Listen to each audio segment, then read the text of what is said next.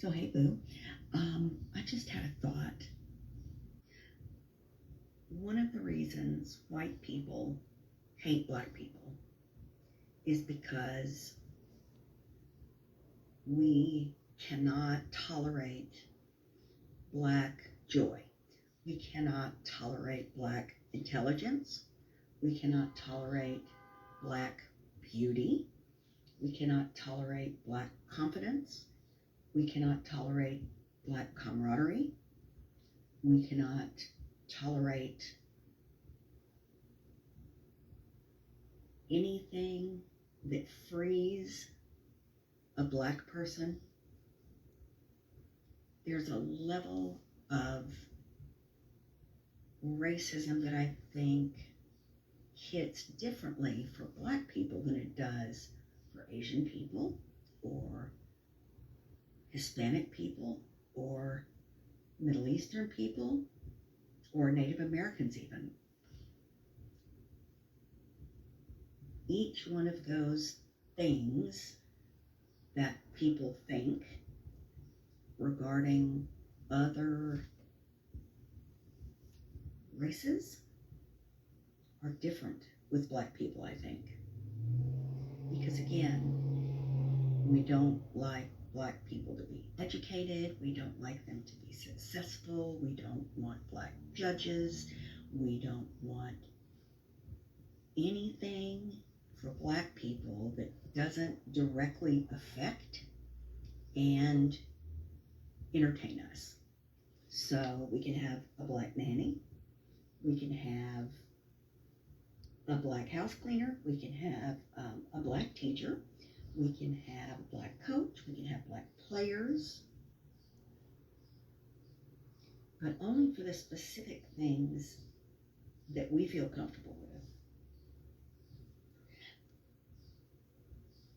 I think about all those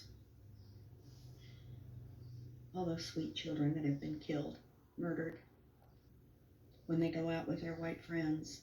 And I think that as much as the trauma of slavery comes down through the DNA, I think also the cruelty of slavery, the desire to hurt, the desire to steal and kill and humiliate and torment and disappear black people is what comes down through the DNA. I think when you do something like that for long enough and you pass it down for the many years that slavery and enslaved people were in chains,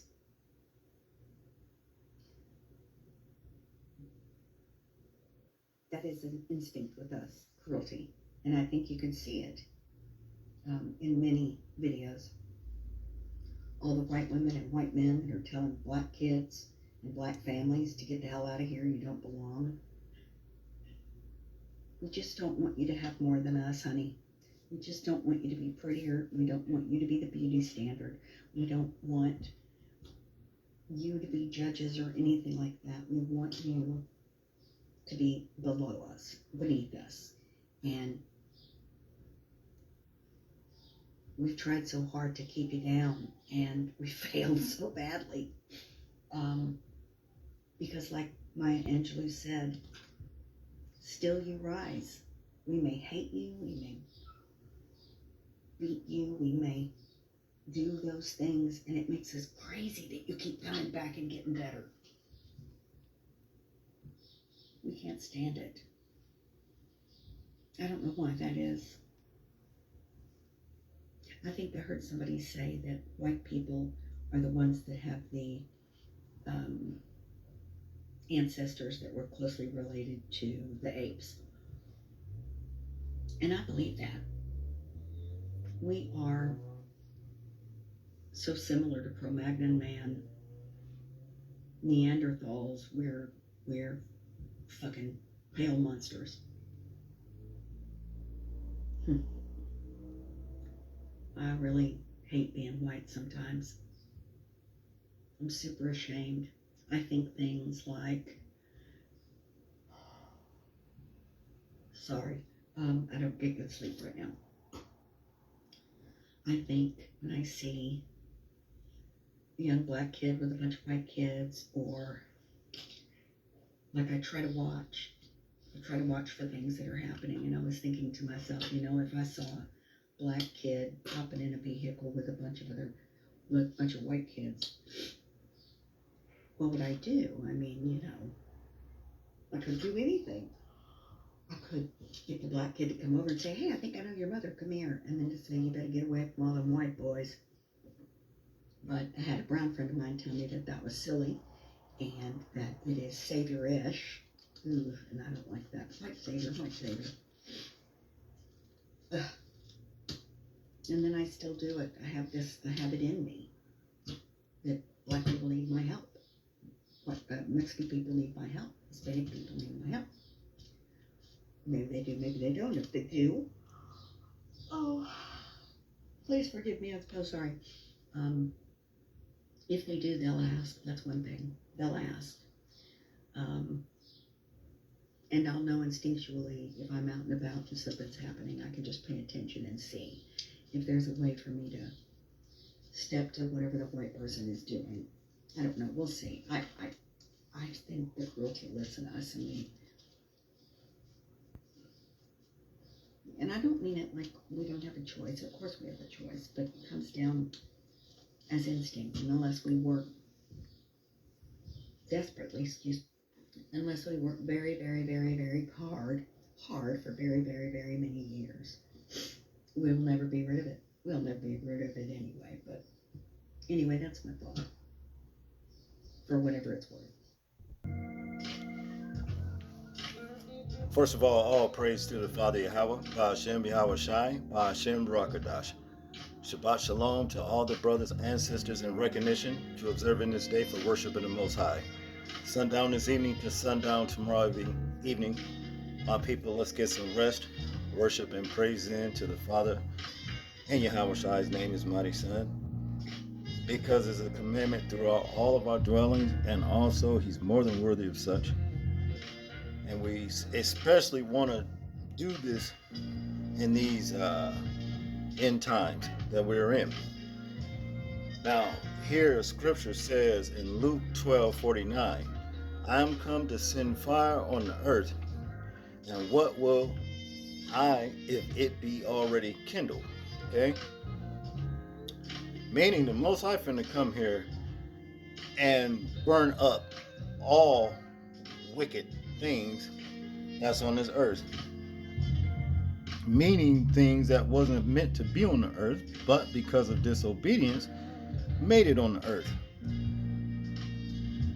by consorting with evil forces to plant their seed on the earth. And now that wicked seed is sensing its demise on the horizon, its impending doom approaching rapidly. You see, it's starting to tell on itself.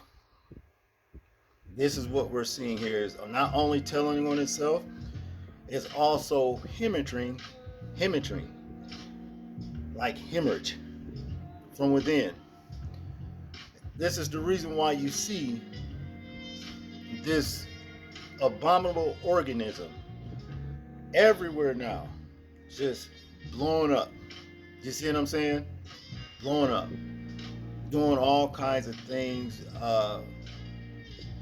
I've seen a video just the other day where a UPS driver, or was he Amazon? One of the two. I think it could have been Amazon. Up on somebody's porch. Didn't know the guy had the porch that he was on had Ring camera, recorded everything he was saying. Inward. You know, he had to make a delivery too. He didn't like that. Not to mention all these in and out lies about Nolan Wells, when we already know what the truth is. That's the reason why, until I get a significant reliable story on what's going on, and they bring the co-conspirators to justice. I'm not doing any content about Nolan Wells until that happens. Because, see, we already know what it is. I get tired of, oh, well, now the second autopsy tells a different story, leads more questions. Just stupid stuff. We already know what happened to that young man. Okay? But see, this is what they do. Okay? Now, there's no need to wonder why these people are the way that they are. Like I said, they wasn't meant to be here in the first place. A lot of folks don't understand that, but that's what it is. But due to disobedience, that started in Genesis, where it talks about 3:15 here, and it reads, "And I will put enmity between thee and the woman, and between thy seed and her seed. It shall bruise thy head, and thou shalt bruise his heel." Well, now, the bruising of the heel has already happened since the Hamashiach, from umbilical cord to umbilical cord, came in the world from Adam and Eve all the way back to Adam's seed line. Well, his heel was bruised when he was nailed to the so-called cross or the tree.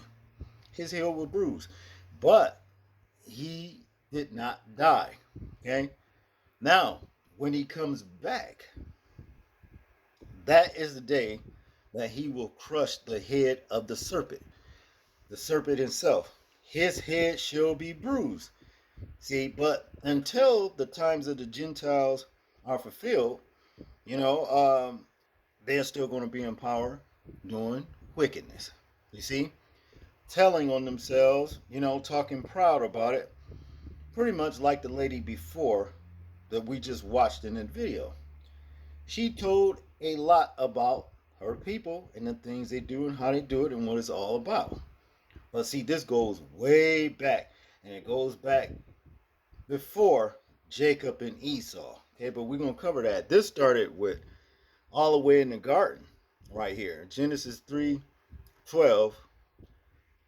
"And the man said, the woman whom thou gavest to me," and the man said, "the woman whom thou gavest to be with me, she gave me of the tree, and I did eat." This is Adam talking about his mistake with his rib and what he let his rib, which is his woman, get him to do. You see, we really don't understand what this is about, but we do know that death came into the world first by the woman. It's scriptural, okay?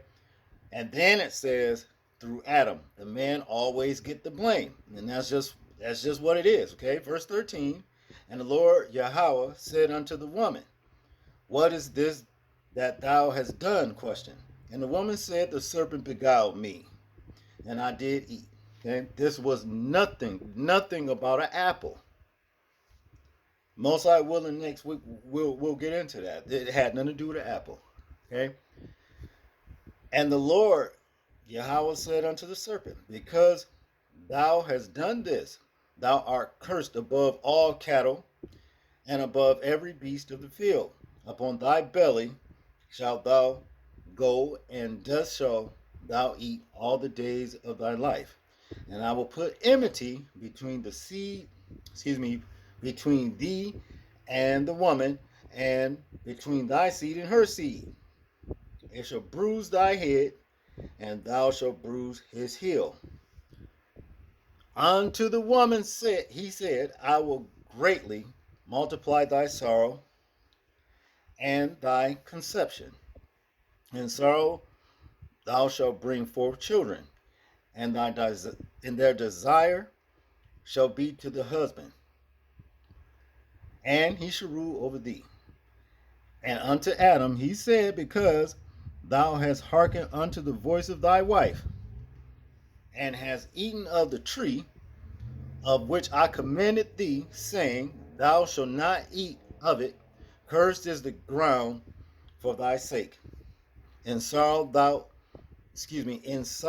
shalt thou eat of it all the days of thy life.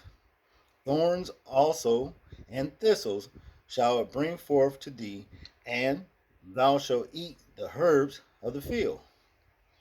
Is this not what we're doing to this day, people? Okay? Now, out of this unholy union, the beguilement of Eve from the serpent, which is that old devil called Satan, was an offspring created. His name was Cain. He was the first murderer on this earth. Okay? He was the first murderer. The earth knew not of murder until Cain was born upon it. Why? Because he had an evil spirit from his father, the devil himself, that old serpent. Okay? And from generation to generation, that's all Cain's prodigies that his seed has done. Murder. All the way up to this day. Cain hated Abel because of why? Envy, which is called jealousy. But what did that woman say? We don't want you basically to shine over us. We're envious of you. That's what she was talking about. This is the cause of racism right here. All right. Now, what the Most High thinks of Cain's seed, okay, it says here in 2nd Ezra chapter 6, verse 56, as for the other people, which also came of Adam, thou hast said that they are nothing, but be like unto spittle, and has likened the abundance of them unto a drop that falleth from a vessel. It's deeper than that. You know what a drop that comes, 2 drops that comes from actually 3. We all know what that is. The first one could be spit. Second one, well, the other 2. Take your pick, number 1 or 2. This is what the Most High think of these people. This is the reason why they also hate us. Okay? See, we be in the mess that we are in today because we moved the Most High to jealousy. You see what I mean by running after other gods? See, that's what, small g gods that is, that's what Eve did when she did what she wasn't supposed to do in the Garden of Eden. You see, she ran to a small g god. Now, the reason why, like where it says that he, the devil himself, is supposed to crawl up on his belly and curse below all the beasts of the field or whatever, that's because he's actually below the beast of the field. Somewhere way down in the hollows of the earth is where he's at. And nothing down there but dust. You think about it. That's where he is. What is it? Other words, it's called hell, people. All right. Now, in Malachi chapter 1, verse 4. Now, Cain's seed actually became Esau, Edom, where Esau, being the low-life degenerate that he is, sold his heritage or whatever for a portion of pottage or some red beet or something like that, okay, and went off and messed with things to create another kind of people, which those things that came from Cain in the first place. Actually, the devil supplanted them through Cain. Okay? They are called Kenites. But these things I'm talking about was actually something like Nephilim. There's so many different species of them. But Esau actually fornicated with these things. Okay? And made about a race of people called Edom. After his name, Edom became Esau. He married into that lineage, right? Malachi chapter 1, verse 4, and it reads, whereas Edom saith, we are impoverished, but we will return and build the desolate places. Thus saith the Lord of hosts, they shall build, but I will throw down, and they shall call them the border of wickedness, and the people against whom the Lord have indignation forever. Now, but these race of people right here are the border of wickedness, meaning they are the epitome of the word wicked, evil. They were destroyed once upon a time. They received a deadly wound. Rome did.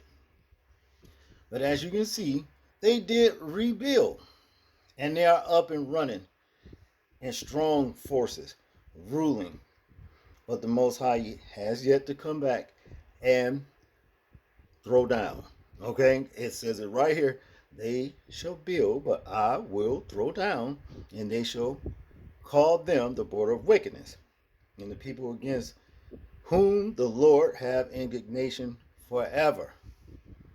That's what this all boils down to. Okay?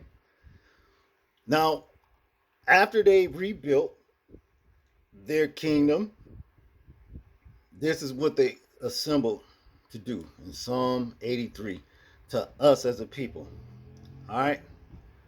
Verse 1, the Song of Psalms, Asaph.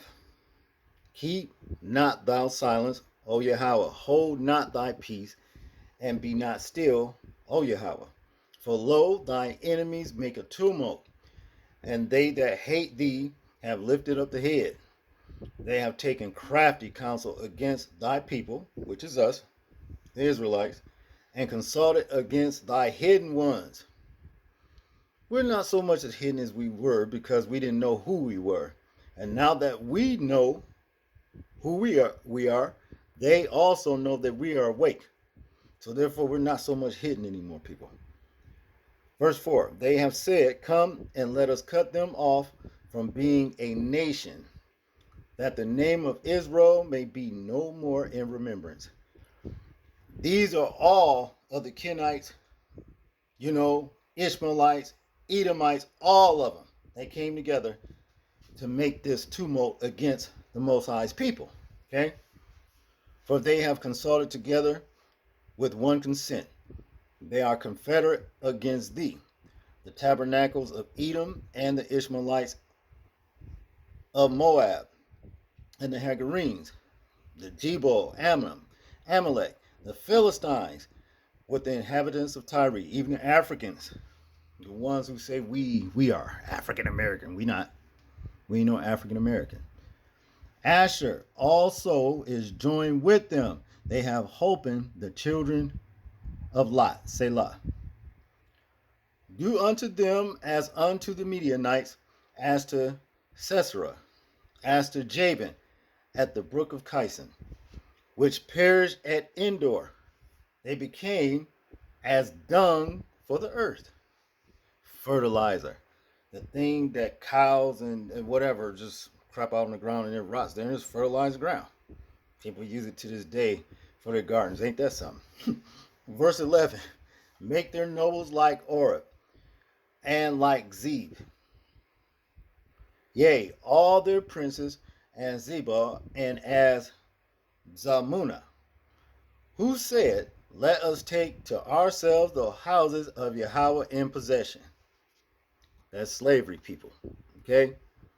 See, they got a destruction coming. It's not a punishment. It's a destruction. We got a punishment for what we did.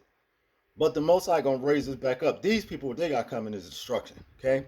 Verse 13, oh my God, make them like a wheel as the stubble before the wind, as the fire burneth a wood, and as the flame setteth the mountains on fire.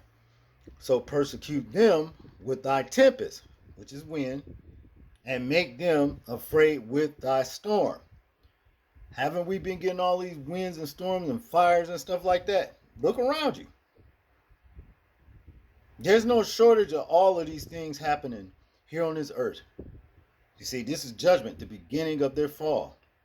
Verse 16, fill their faces with shame, that they may seek thy name, O Lord. Let them be confounded and troubled forever. Yea, let them be put to shame and perish, that men may know that thou, whose name alone is Yahweh, art the most high over all the earth. Okay? See, this is what's coming. This is where the Most High begins his throwdown. Okay? Now, when them chariots show up, it's all over. Okay? But before all of that happens, Most High said he was going to make us his battle axe. Check this out. Jeremiah chapter 51, verse 20. Thou art my battle axe and weapons of war, for with thee will I break in pieces the nations, and with thee will I destroy kingdoms. Those nations that came together and made a tumult against us, this is what the Most High is talking about, using us to break them in pieces. That's revenge right there, people. Stick around. Let's go over to Obadiah chapter 1, verse 18. And the house of Jacob shall be a fire, and the house of Joseph a flame, and the house of Esau for stubble. And they shall kindle in them and devour them, and there shall not be any remaining of the house of Esau, for the Lord hath spoken it. This is what's coming for these evil, wicked ones that did all of the stuff that they done, okay? This is what it is. They will be destroyed, people. And they know it, and this is why they are spazzing out to this day about any and everything. They just looking to cause trouble. They see the destruction over the horizon. So this is what we got to look forward to, people. At the coming of the Most High, for his people to redeem us out of our suffering. You see what I mean? And to raise us back up, to put us back where we belong. And we'll never go off and do what we did before again, because we see this was actually hellish conditions for us as a people, as a nation. Okay? You don't ever want to move the Most High to jealousy, because we see what the remnants of that, what it came down to. Wasn't worth it. That's all I got on this lesson, people. I hope I said something to stimulate your spiritual growth, and I hope you found this lesson edifying. All praise to the Father Yahweh by Hashem Yahweh Shai. People, please remember to live your life as though we're being watched. Simply because we are. This is James, and I'm out. Peace.